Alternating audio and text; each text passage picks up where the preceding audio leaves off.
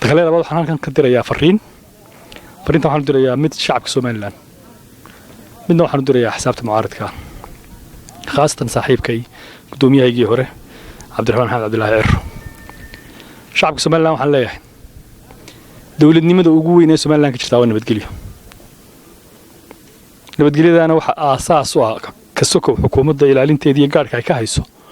shacbiga reer Soomaaliland oo u diyaar garoobay oo dan mooday oo go'aansaday inay noqdaan ummad danteeda garata nabadooda iyagu ilaashada khatar kastoo ku soo wajahan wadankan qayb libaax bay ku yeeshaan shacabku nabadgelyadiisa haday tahay waxay ka shaqeeyaan oo cadaway booliiska gaarsiiyaan haday tahay inay nabadooda ilaashadaan marka in nabadeena aynu ilaashano Soomaaliland shacabkeeda oo dhan fariinta waan u dirayaa saaxiibkii gudoomiyahaygii hore Cabdiraxmaan Maxamed Cabdullaahi waxaan leeyahay labada qodobeed ka cabanayso qodobka commissionka iyo qodobka doorashooyinkan dib u dhacaya labadaba gudoomiyad noogu ahayd komishankii la doortay 2007 aqlabiyadii golaha baarlamaanka oo adigu gudoomiye u ahayd ayaa is hortaagtay iyadoo laba jeer labada xubnood ee komishanka hal hor keenay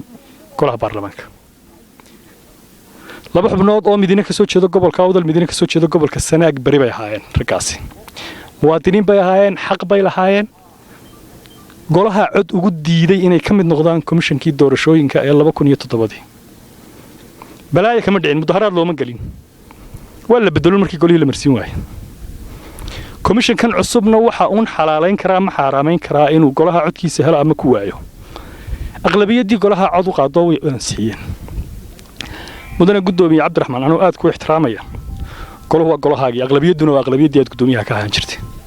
ee xubnaha qaarna aad ku horjoogsanaysa qaar ku fasaxaysa aqlabiyadii baa kuwana lagu fasaxay inaad horta aamintay hay'ado taaliqdo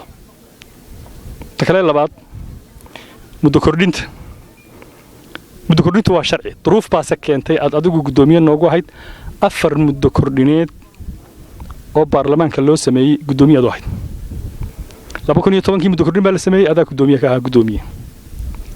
2013 muddo kordhin kale la sameeyay adaa gudoomiye noogu ahaa 2015 muddo kordhin kale la sameeyay adaa gudoomiye noogu ahaa 2017 muddo kordhin kale la sameeyay adaa gudoomiye noogu ahaa kabtii aad dhigtay un bay tanna maanta maraysaa sharcigu ma ogolo dastuurku ma ogola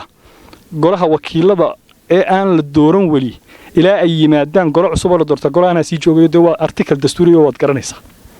marka sabab maanta aad muddo kordhin iyo commission rabish inoo geliso oo wadankii fawdo inaga galo waxaan isleeyahay gudoomiye fadhiga uga noqo fariintan Cabdiraxmaan Maxamed dirayaana taaweeyi guud ahaanna waxaan leeyahay ummadda Soomaaliland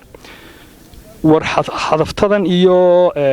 ninkan kursiga maalintu ku fadhiyana muddo kordhintu la sax tahay maalintu ka deganay la qalad tahay markuu mucaarid yahay ninkan wax la saxsan yihiin markuu muxaafid yahay markan wax kale la saxsan yihiin ha ku dawaqinay dantiina raacdo oo danihiina qabsado dhawaaqyada soo baxay dhag ha u dhiganaan ilaahay wad mahadsantiin